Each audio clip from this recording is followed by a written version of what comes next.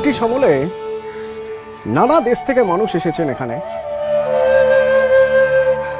যদি ব্যবসা বাণিজ্য করা যায়, তো সেরকম একজন স্কটল্যান্ডের ব্যবসায়ী ড্যানিয়েল হ্যামিল্টন চলে এসেছিলেন একেবারে বাদাবনে, সুন্দরবনে।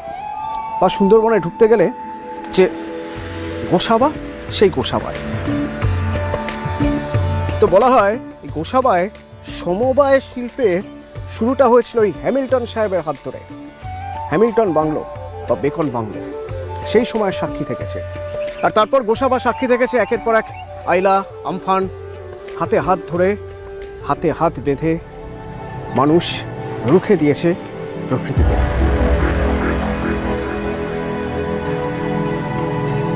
পর্যটকরা সুন্দরবনে ঢোকার আগেই গোসাবা ছুঁয়ে যান। যাওয়ার সময় একবার দেখে যান হ্যামিল্টনের বাংলো, যাকে বেকন বাংলো বলে। আর এই বেকন বাংলো থেকে শুরু করছে আমাদের হটস্পট গোসাবা।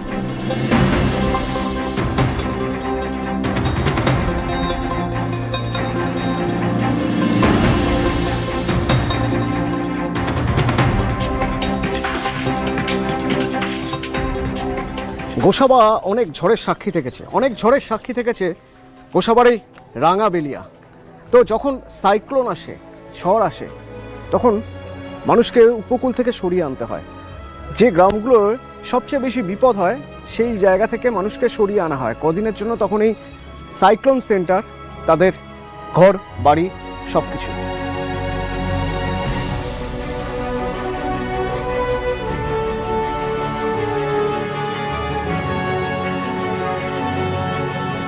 আইলার সময় কি বাঁকের কি অবস্থা হচ্ছে? বাবা, বাঁধের কিছু ছিল না, জল একদম বাঁধ টপকে জল। এধারে আমরা জলে মানে ঘর দৌড়, সেই সময় মাটির ঘর ছিল, তো ভেঙে পড়ে যাচ্ছে। আমরা বেরিয়ে ওই ঢালে মালে ছিলাম। করার পরে ওই সরকারি ঘর দিলে দেয়াল টালগুলো করা হলো, এই ছাড়া আর কি। এটা এই সরকারি ওই সেই আবাস, বাংলা আবাস যোজনা, সেই টাকা। আচ্ছা, তা ওই টাকাটায় কিছুটা হলেও সুবিধা হয়েছে নাকি? হ্যাঁ।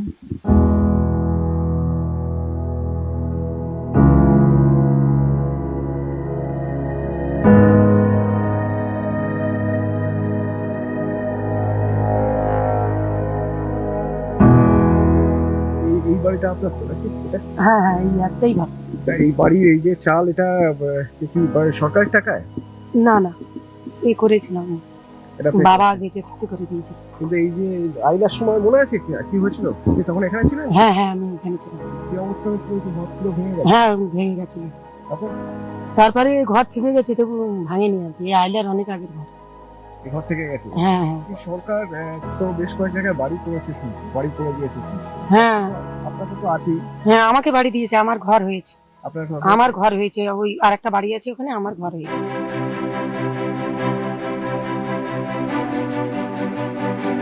এই যে চাষের জন্য নেই এখানে? চাষের জমি আছে, নোনা জল ঢুকে না, চাষবাস সব বন্ধ হয়ে গেছে। হয় খরাটের ধান একটু চাষ করে, বর্ষার ধান তেমন একটা হয় না। বাঁধ দিয়ে তো কিছুটা সুবিধা হয়েছে নাকি? এখন কিছুটা সুবিধা হয়েছে, এখন বলা যাচ্ছে না বর্ষাকাল আসলে কি হবে। মানে বছরে দুবার করে জল ঢোকে, এবারে দেখা যাক কি হয়। আর কিন্তু তাও কিছুটা কাজ করছে তৃণমূল নাকি? হ্যাঁ, কাজ কিছু করছে, ঘর বাড়ি সবাই দিল, সবাইকে অনেক ঘর দিয়েছে এই বছরে, প্রচুর ঘর দিয়েছে, অনেকের ঘর পেয়েছে। কংক্রিটে বাঁধটা করলো রাজ্য কেন্দ্র সরকার থেকে, যেটা তো যে পয়সা দিয়েছে সে পয়সা করেন, কাটমানি খেতে এই অবস্থা হয়েছে। তা এই বাঁধ কি ভাঙবে মনে হয়? অবশ্যই, এই তো সামনে এই তো ধস দেখা যাচ্ছে না এখানে।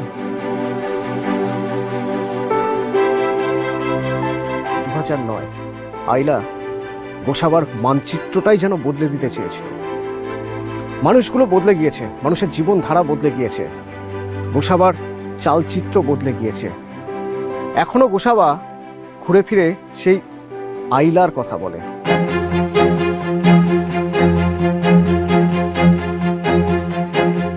এই আরামপুরে ঝড় যখন আসে, এই ধরুন আমফান বলুন, বলুন, বা ধরুন আইলা, হ্যাঁ, কি অবস্থা হয় জায়গাটা?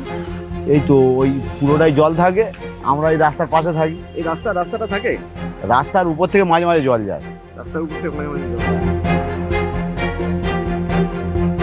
বছরে এবছর তো ঝড় আসেনি, আর সেরকম ঝড় হয় না। নদীর মাছ দুবারই ভেঙেছিল, ঠিক আছে। তার আগে পরে আর ভাঙেনি, তারপর আর ভাঙে তারপর আর ভাঙেনি। কেন বাঁধ মজবুত করা হয়েছিল নাকি? এখন মজবুত করা হয়েছে, কিভাবে করা হয়েছিল? এখন আয়লা মাছ যেটা করা হয়েছে চারদিকে মজবুত করা হয়েছে, ওই জন্য ভাঙেনি। জল দিয়ে ঘেরা গ্রাম, চারিদিকে শুধু নদী আর নদী, কিন্তু জল দিয়ে ঘেরা গ্রামেও জল মেলে না খাবার। আগে মিলতোই না, কোনো মতে নোনা জলই খেতে হতো, এখন কিছুটা মিলছে। খাবার জল কেন এখানে আপনি টিউবওয়েল থেকে পান না? না না বাড়িতে টিউবওয়েল নেই, টিউবওয়েল দিয়ে পাই নদী থেকে নিয়েছি, নদীর কলে কই ওই বাড়িতে টিউবওয়েল নেই? টিউবওয়েল নেই সবার বাড়িতে টিউবওয়েল নেই? না, কারণই নেই তো জল কোথা থেকে আনেন? জল তো ওখান থেকে আমি এখানে না থাকলে সেই আঙ্গাবেলা থেকে না, সেই ওপার থেকে না, ওই দিক দিয়ে। বাড়িতে কল আপনারা বলেন না কাউকে, মানে ধরুন এই পঞ্চায়েত বা কাউকে বলেননি কখনো যে বাড়িতে যদি সবার কল হয়, সবার তো ঘরে ঘরে জল থাকলে তো সুবিধা হয় নাকি? হ্যাঁ, টেলিফোন ছিল, মোবাইল এসে গেছে, জলের সমস্যা মিটলো না। মেটালে আর কি হবে, সবই তো ওপরওয়ালার হাত, আমাদের কিছু করার নেই। আমাদের শুধু এই তো এখন ভালো বলতে হয়, আমাদের সময় একটা সময় সে কোথা থেকে জল আনতে হতো, তখন টিউবওয়েলের নোনা জল, এই জল, এই কল ছিল কোথায়?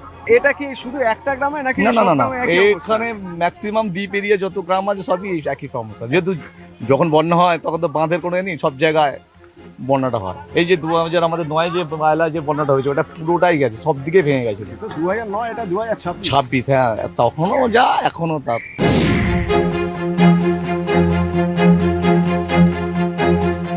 এখানে নদী বেষ্টিত জায়গা, হ্যাঁ। এখানে জলের সমস্যা দীর্ঘদিন ধরে ছিল, সেই বাম জমানা থেকেই জলের সমস্যা রয়েছে। আপনারা নিশ্চয়ই জানেন যে আমাদের বালি আইল্যান্ড, একটা আইল্যান্ড আছে, সেখান থেকে জল নদীর তলা দিয়ে পাইপের মধ্য দিয়ে সোনাগাতে আমাদের ওখানে বোরিং হচ্ছে, ওখানে আপনার বড় টাওয়ার তৈরি হবে, সেখান থেকে জল, যে সমস্যাটা আছে আস্তে আস্তে মিটে যাবে।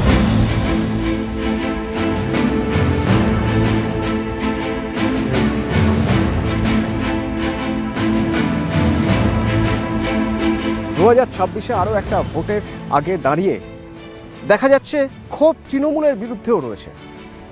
কেন না, এখনও তো বাড়ি বাড়ি জল এলো না, কিন্তু তার পাশাপাশি মানুষ বলছেন যে না, এখন ঝড় এলে আর যাই হোক বাড়ি ভাঙবে না, কারণ বাংলার বাড়ি প্রচুর বাড়ি হয়েছে।